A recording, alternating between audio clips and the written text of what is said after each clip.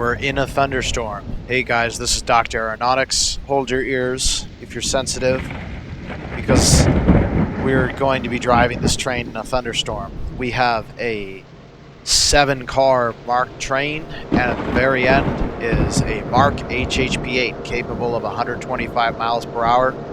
And I know it is because I've seen people taking videos with their smartphones with GPS apps enabled. This is the fastest commuter rail line in North America and the fastest commuter rail train in North America. We're going to drive to Washington, D.C., and similar to the previous episode, we're going to be making all stops except Bowie State and Seabrook. So this will be an inbound train to Washington, D.C. Departure is at 0613.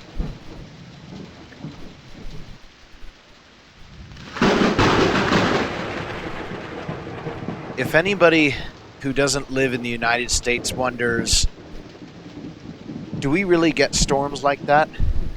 And the answer is yes, but not very often.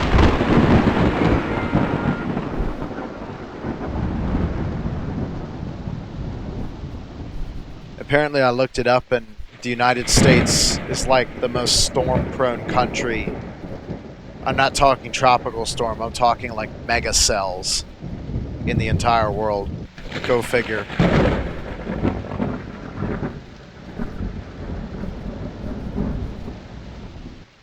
We're going to be departing from Penn Station, track, I believe it's 6.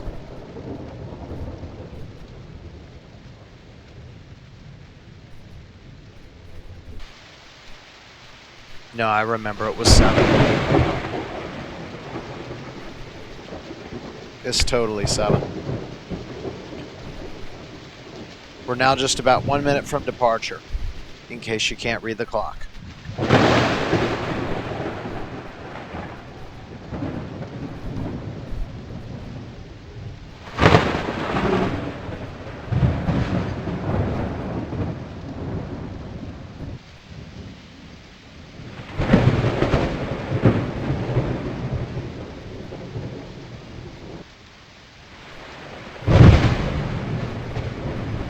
I finally remembered to string up the wires to the PRR route. In my last video, I explained that they can be up or down.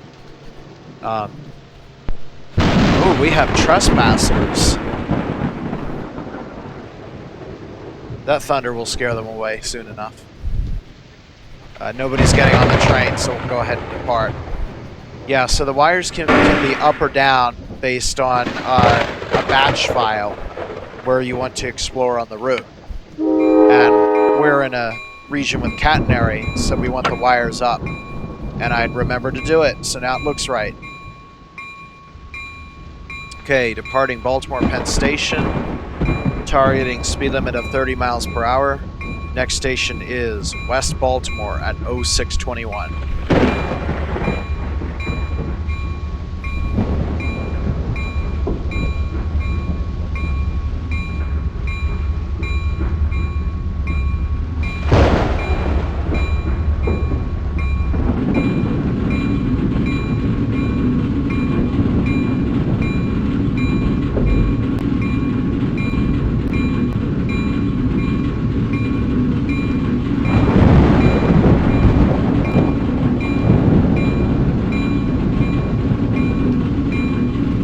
Just like all trains on the Northeast Corridor, we begin our trip with a very slow ride through the B&P tunnel.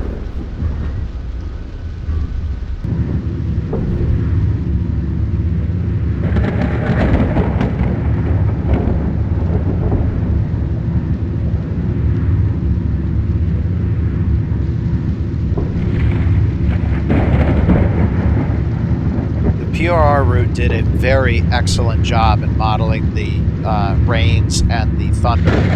The real, or rather the old train simulator route, the Northeast Corridor route, only had the slow, quiet, slappy sound of rain. It was no thunderstorm, and the rain was just very loosely animated. The animations here are better. One thing I like too is the realistic, despite the fact it's a 2002 game, the rain stops properly in a tunnel. Now, unfortunately, there's no way in simulation to make the thunder stop in a tunnel. In a tunnel that's 1,000 feet long, when you're 50 feet underground, and the train basically covers 45% of the entire volume in the tunnel, it's not going to be loud enough to hear inside the train, even if it's ridiculous thunder. Like that one.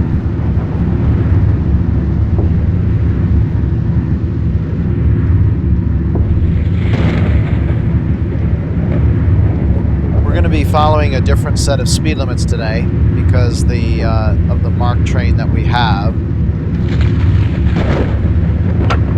So it's actually kind of funny. It's like the faster the train you have, the higher the speed limits they're going to set for you. So it's like almost impossible to reach the speed limit unless you're in a nacella because they keep setting them so high. Now, this time I think we're going to have a good chance of hitting the speed limit.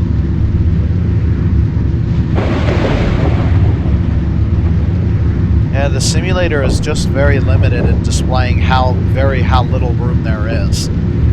It's ridiculous how tight the tunnel is.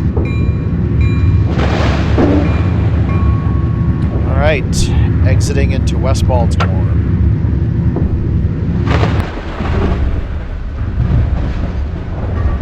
Anytime I'm here and it's raining and there's a yellow sky, it kind of reminds me of the default MSTS Northeast Corridor activity after the storm. They do that for almost every route. Right, so the speed limit on the Fulton curve here is still 40.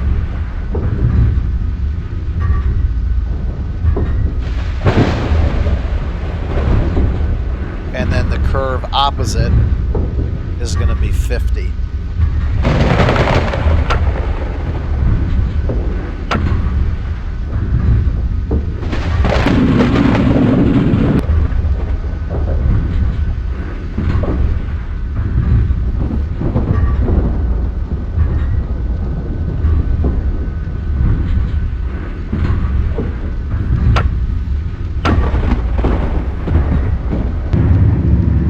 Although the speed limit has increased to 50, I'm going to go ahead and decelerate to stop at West Baltimore.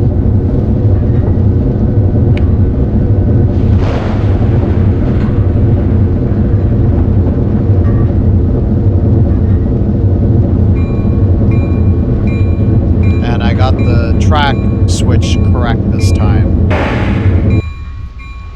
Matter of fact, I got all of them correct. And like last time, we're gonna dim the headlights and put the bell on. I'm slightly less lazy today, so I'm not gonna use the horn.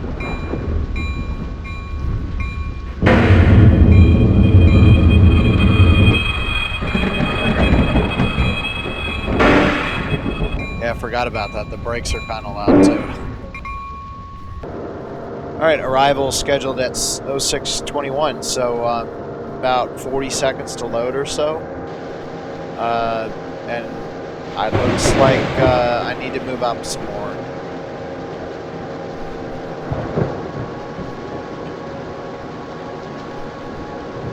The sound effects in the electric locomotive are not correct, but they still sound cool for a train simulator.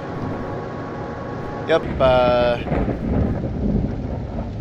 we're about a minute early.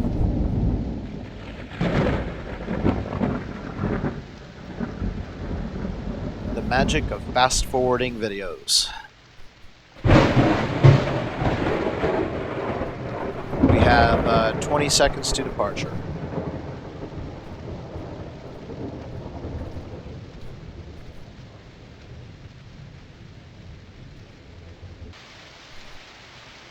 Boom.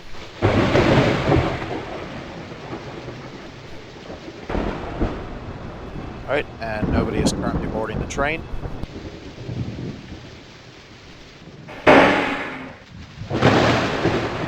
Next stop is Halethorpe at 0627. Targeting speed limit of 70 miles per hour, 75 here, but there is a curve coming up in just under half a mile. That is 70. And then we start getting some higher speeds that we haven't seen before in the MARC train.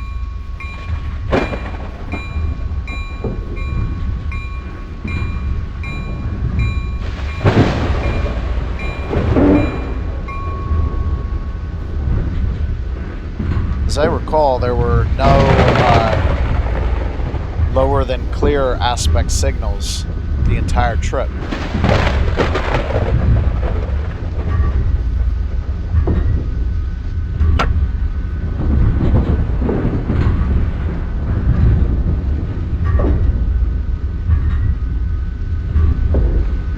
I think they call them favorable and less favorable signals. That's the technical way to talk about it.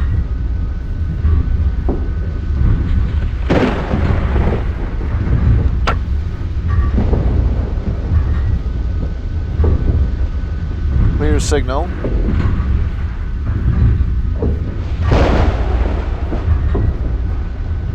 And here's the 70 curve.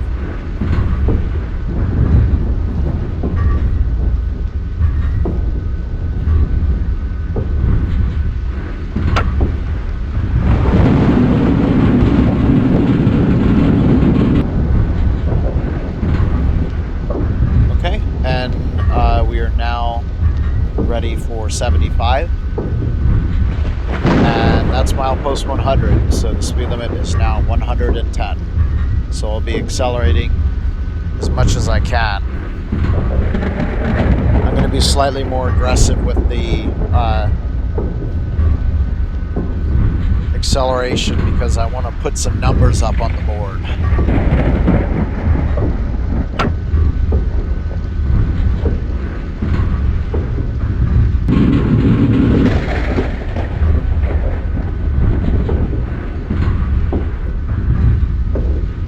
Wish they didn't put the buildings so darn close to the tracks. These buildings are unrealistically close to the tracks, even for the 1950s. Halethorpe is coming up now, so we're going to have to start slowing down again.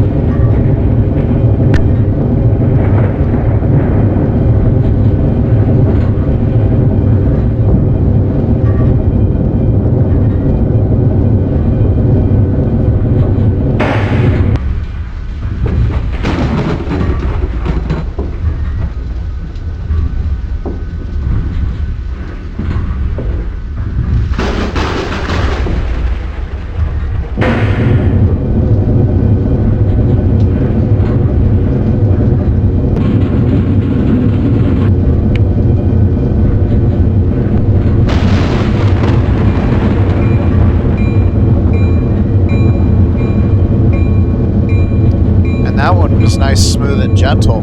It's one of my better station stops.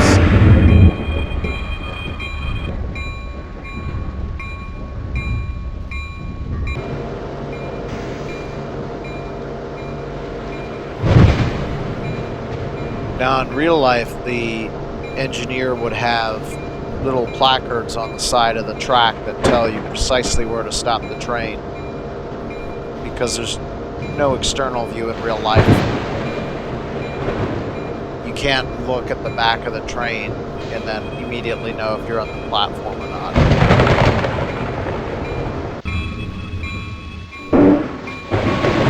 There we go. Arrival in Halethorpe. And we are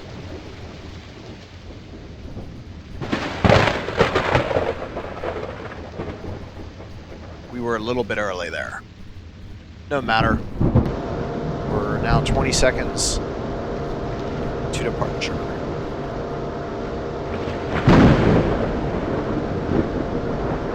I'm gonna attempt to make this an exterior acceleration.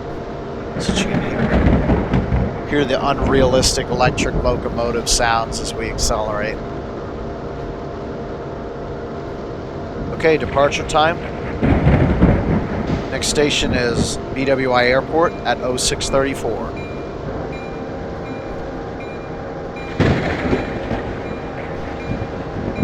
Targeting speed limit 90 miles per hour for the curve.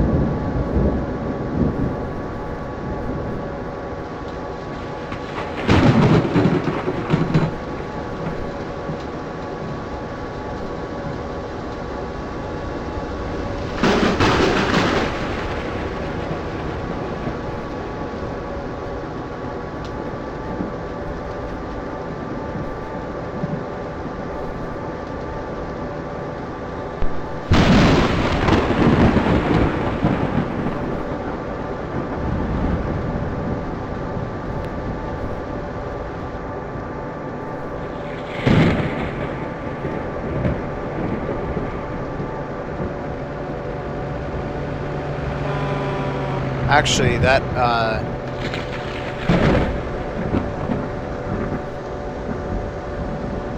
yeah.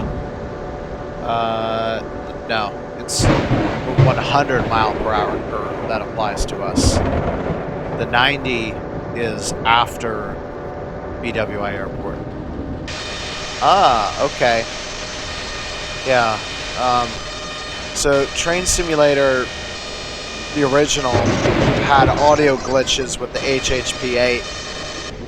And isn't that lovely? Screw that, we're going back inside. See if it's any... Oh, aren't you a beautiful singer? Okay, we're passing under the MARC Camden line right now, the CSX Capital sub. The wires up there are unrealistic. That former B&O line never had a catenary.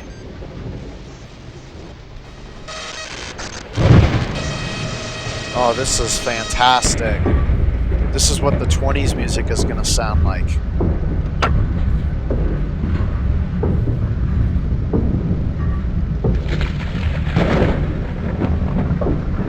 Alright, so the speed limit right now is 110, but we're coming up to that 100 mile per hour curve. I think we're now faster than we've been so far, but we're going to have to start slowing down for BWI Airport now. I have a good feeling we'll probably get over 100 between BWI and Odenton.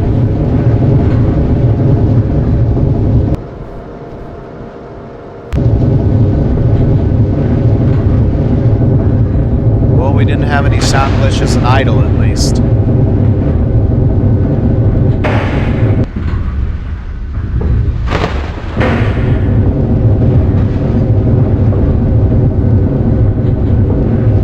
Kind of a little bit awkward going at that speed because I don't know exactly where to brake. I braked a little bit too early.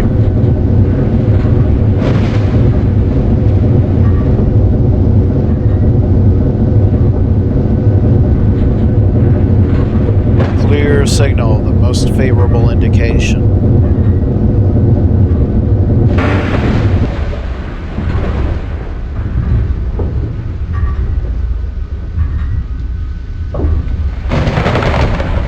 I guess BWI would be IFR at this time with the amount of rain and thunderstorm. There's some thunderstorms that are so bad that you would have to have a ground stop at the airports. Those are known as derechos. Those have the worst straight line winds outside of a hurricane.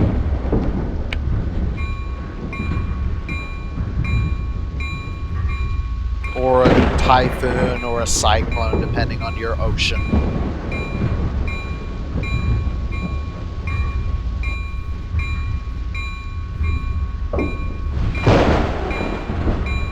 Now luckily BWI has a long platform, so I'm just going to pull all the way to the end, and then we should get the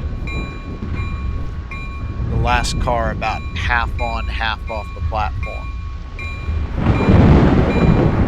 I think in Train Simulator this platform is shorter than real life because even the entire Acela Express doesn't fit on this platform, and I'm pretty sure it does in real life.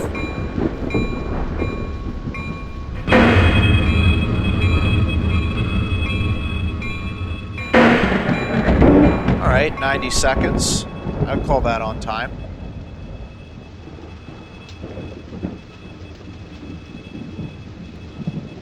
Skipping forward again. Departure time is in just about 5 seconds.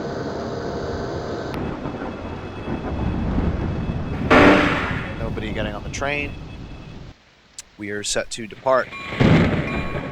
Next station is Odenton at 0642.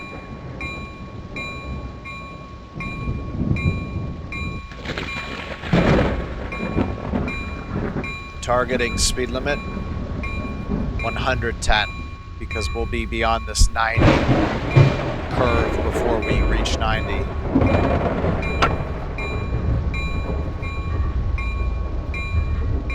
So let's try and break 100.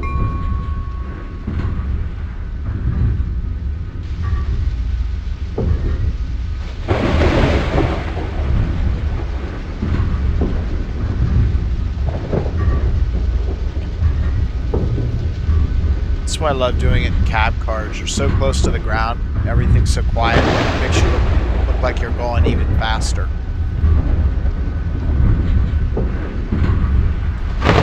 Speed is relative. You could be going 3,000 miles an hour in an SR-71, but if you're at 100,000 feet, you can't tell. You could be body surfing or body tubing behind a speedboat going 30 miles an hour, and it could seem faster than something going thousands of miles per hour because speed is all relative. So that is why I like cab cars.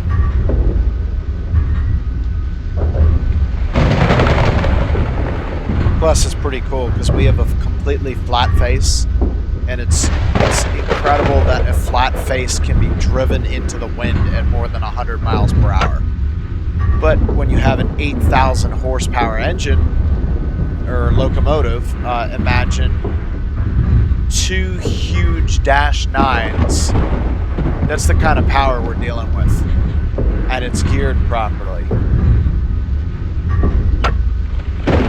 Alright, so the next curve is at milepost 113, and that's a 95.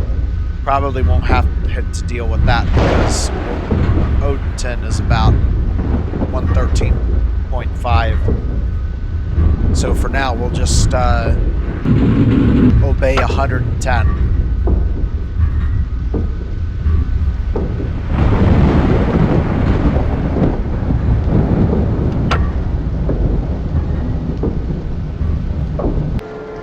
Well, at least you sound right in the end.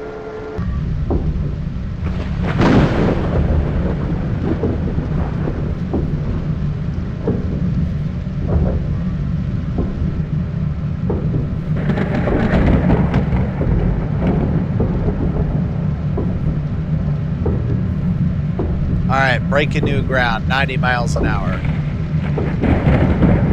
That cow farm is not there anymore. It's now been turned into a subdivision.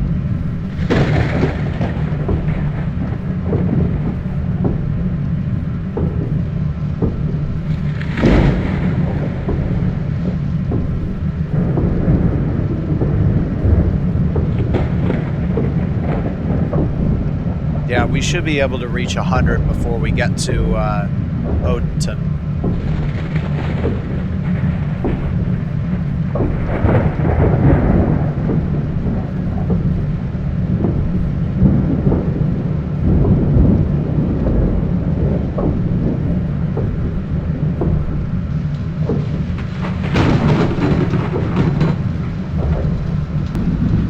even though the speed limit is 100 miles per hour, that's set for 1950. Again, we're following the modern NEC track speed limits because we have a modern train.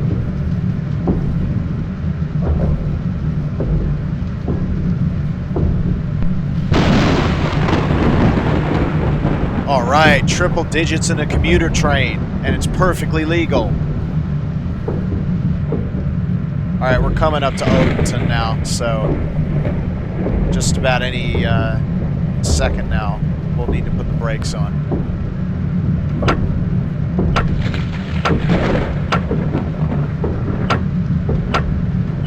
Yeah, here it comes.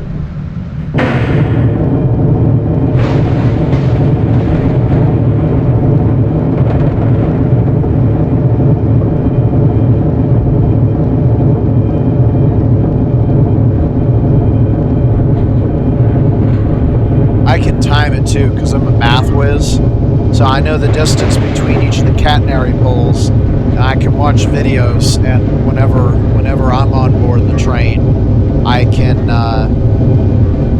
count the timing between the catenary posts, and then from there I can deduce my speed. These trains do go that fast.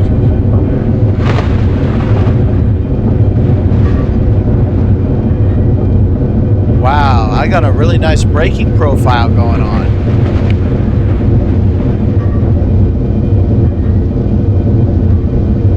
Let's see. Okay.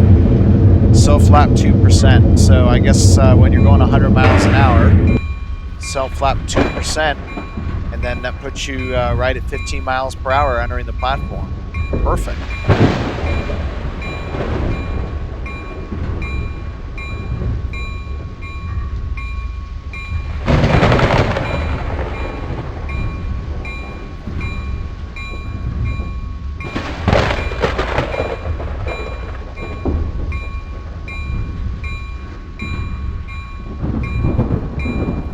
Once again, 90 seconds early, but 50-second or so boarding time. It's well kept speed.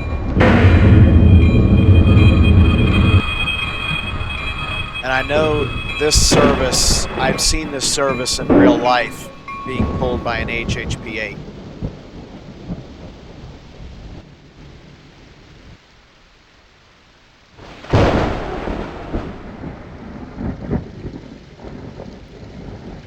So as far as I know, the timing would be correct. Skip forward again. We are now 10 seconds out from departure. Next station is New Carrollton at 06:57. Nobody is getting on the train. Alright, this is where we're going to try and go real fast.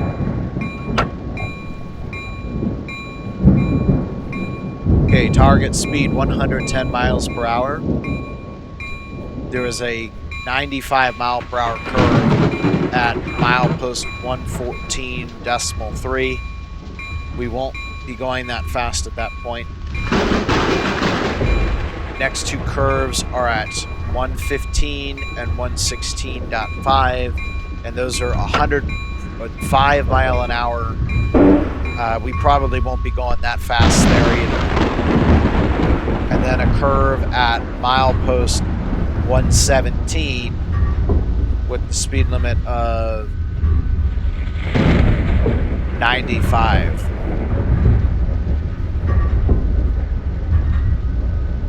And that one we'll probably have to worry about.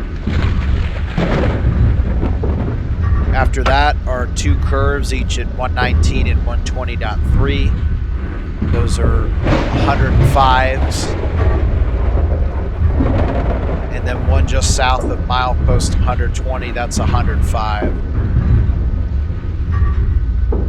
And then from there to New Carrollton, we are good for 110.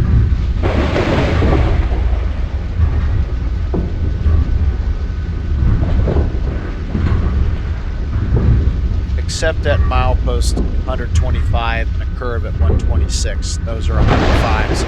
But at that point, we'll be slowing down for New Carrollton.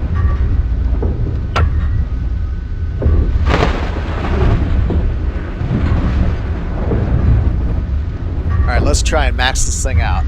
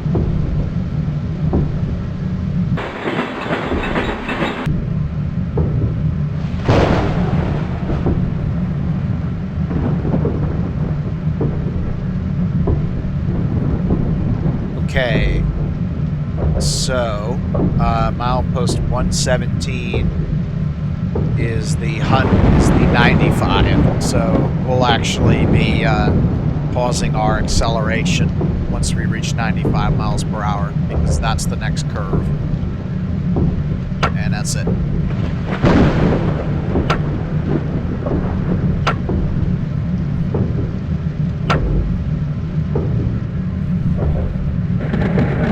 We did it. We finally matched a mainline speed limit.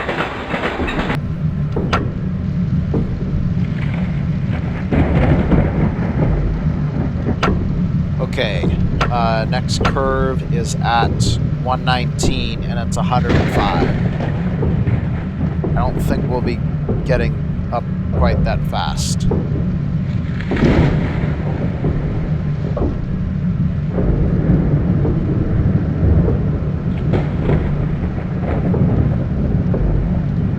Yeah, we won't have to worry about it. And then there's another one at 120.3. We shouldn't have to worry about that either.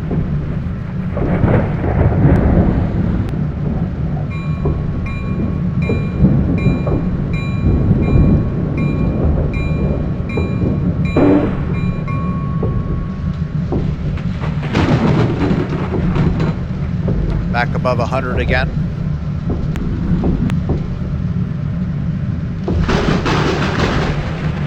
Okay, so now we don't have any more curves until milepost 125.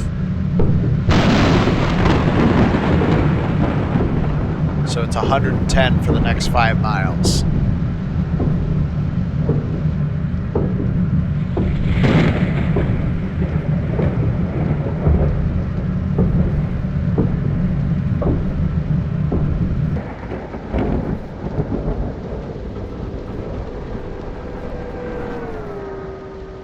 Nice electric locomotive sound effect.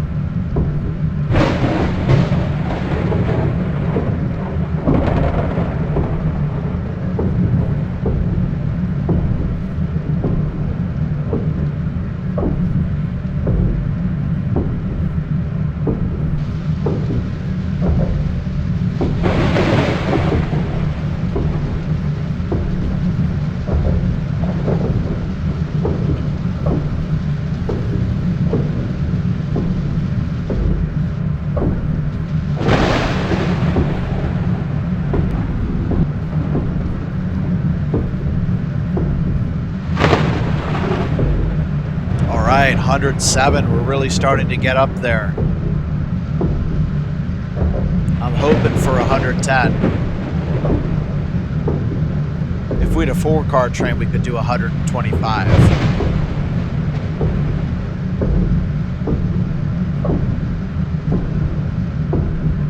coming up to Seabrook. Don't have much time. 108.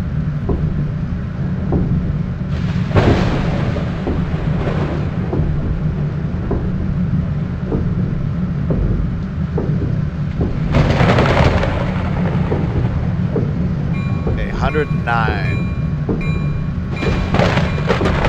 Yeah, we're gonna have to start slowing down for New Carrollton. Okay, but that was pretty much it. 109, just 0.9 miles an hour shy of the speed limit. Okay, we're really gonna have to brake here. I was probably a little bit too hoping.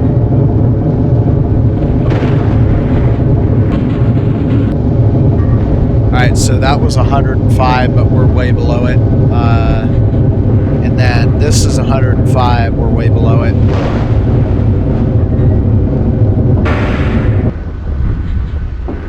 Cool, so we won't have to worry about it anymore as we're slowing down for New Carrollton.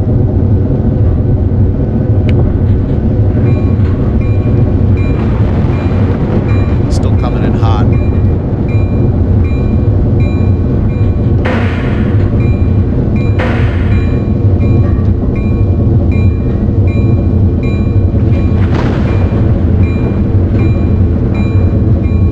Now, not exactly sure why, but, wow, sound glitches. We're 6.5 minutes early, and I can't figure out why that is, because in real life, this train goes 125 miles an hour, and in real life, this train runs the schedule. It's now 30 seconds from departure time.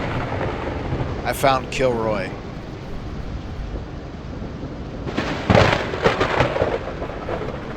That was very popular in 1950. Alright, with nobody getting on the train, our next and final station is Union Station, Washington, D.C.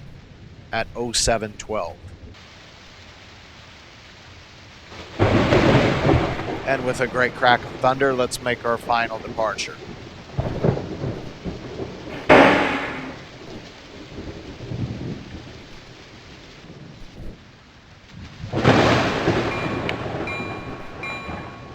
Now, there aren't any extra trains that we can use in the simulation because this is an Explorer route. So what I'm going to do is to simulate the time that it would take to enter Union Station.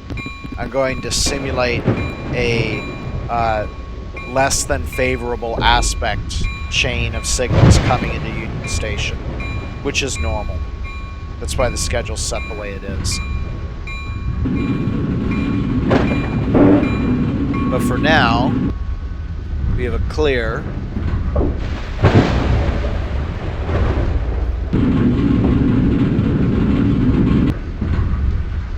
And this track is 100 miles an hour. Actually, no, it's 110.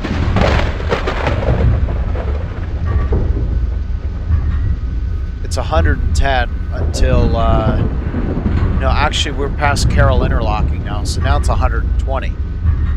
It'll be 120 until the next curve. The next curve is 100, but we won't achieve that speed yet. If we were in an AEM7, we would. I remember watching an AEM7 video pulling the MARC train. AEM7s are retired now, but it was pulling a MARC train, and I think it reached 108 miles per hour by the time we got to that curve. So the thing's pretty darn powerful.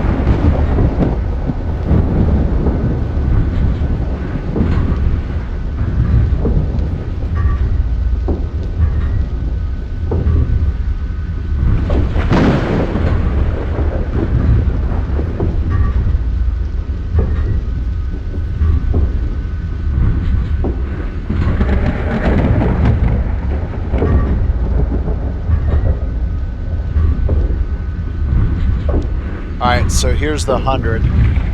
which we're not going to worry about. Running the horn for Landover.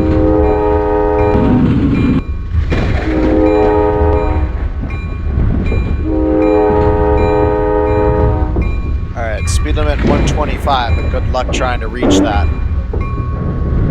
So on the left, splitting is the CSX Landover sub.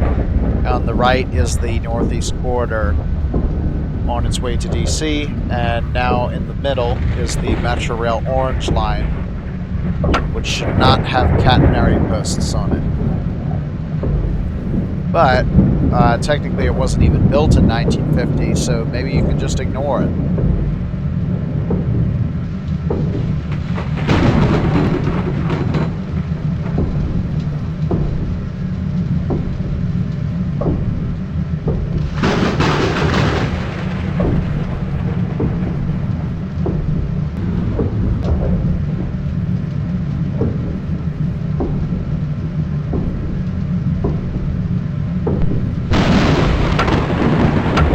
So at the Anacostia River is milepost 133 in real life. The speed limit is lowering to 85, so I'm preparing for that. It's the first lower speed limit on our way into Union Station.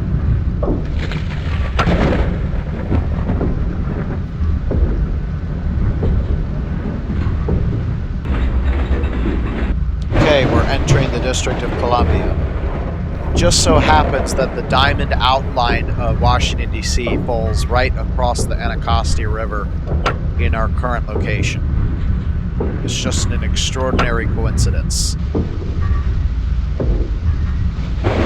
Alright, so I'm going to pretend that I just received an approach limited.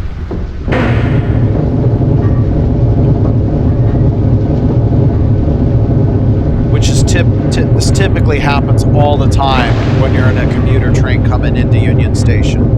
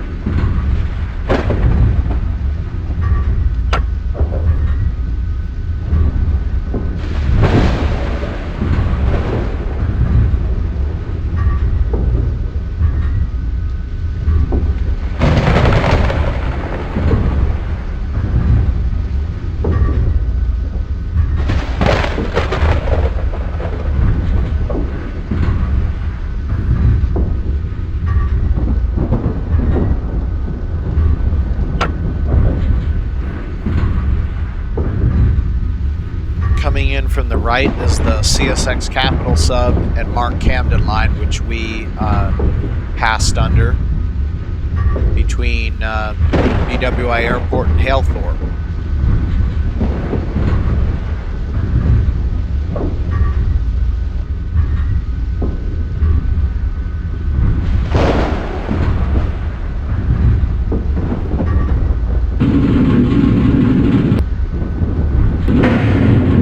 Coming into Ivy City maintenance facility. I'm going to pretend that I just got a approach medium.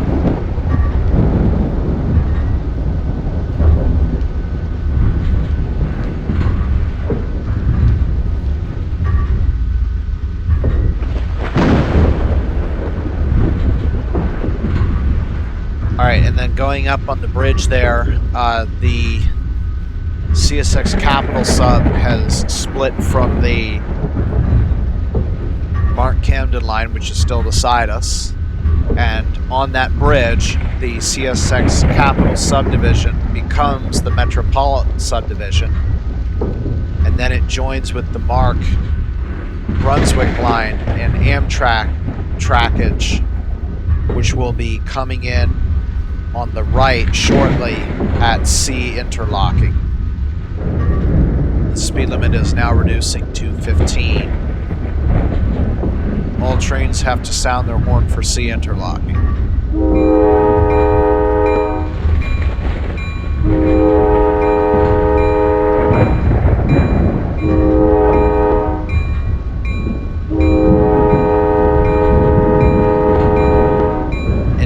to the MARC Brunswick line and Amtrak trackage, the Washington Metro Rail red line is also coming in from the right as we pass under New York Avenue.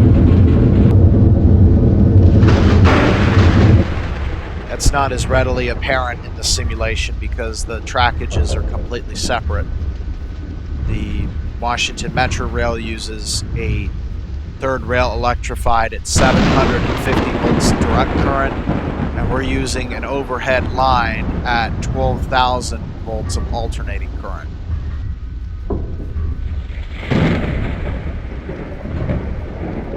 And I just pretended that I got an approach. So the speed limit is now 15. And when you get an approach, it means that you're going to take a switch, which means you need to go the speed of the switch, which is about 5 or 7 miles an hour. Any faster than that, and your train will rock.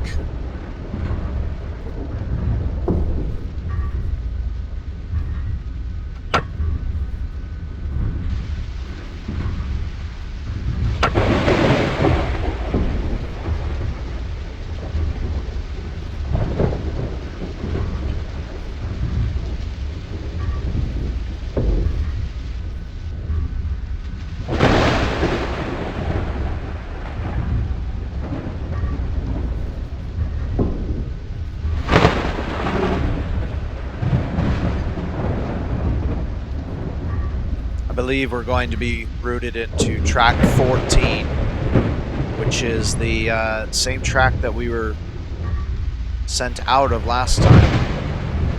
Now there's a real approach, but those are approaches because they're the last two signals. But in real life, that's what I would be doing, slowing down for those, because I'd be taking the switch. Actually, this is going to be track 13.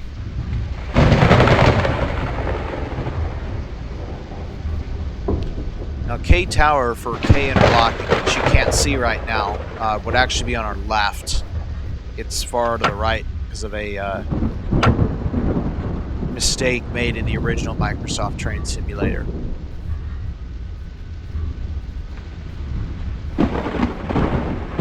All of Union Station operations are controlled from K Tower. Although fairly soon it will likely be demolished to make way for the new 21st century renovations.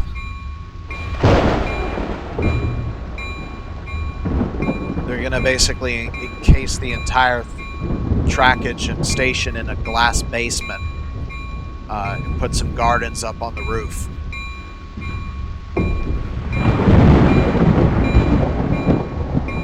Maybe a marketplace or something.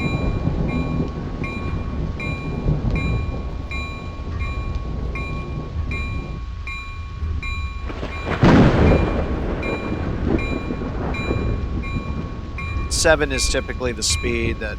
shoot, I forgot to dim the lights. 7 is the typical speed that most trains make when they enter the station. You would think that Train Simulator would have designed the station so that the power lines don't intersect the ceiling. But they didn't. And now I'm stuck with this until I can convince Dovetail Games to make the South Corridor. Philadelphia to Washington.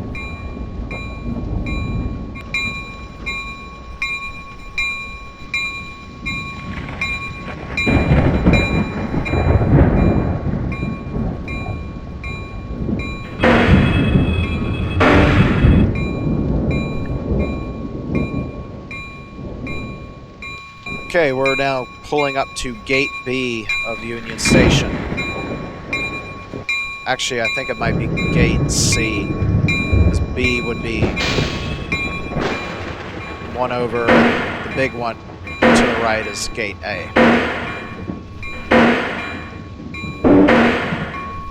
That's it. We've arrived at Washington Union Station. So yeah, I think that's it for the MARC that I can think of for videos. I think we might try some Northeast regionals next time and maybe other routes. On the same route, but other section of the line, like we might do a Pennsylvanian or one elsewhere. Anyway, thanks guys for joining me. This is Dr. Aeronautics, and I will see you guys next time. Bye-bye.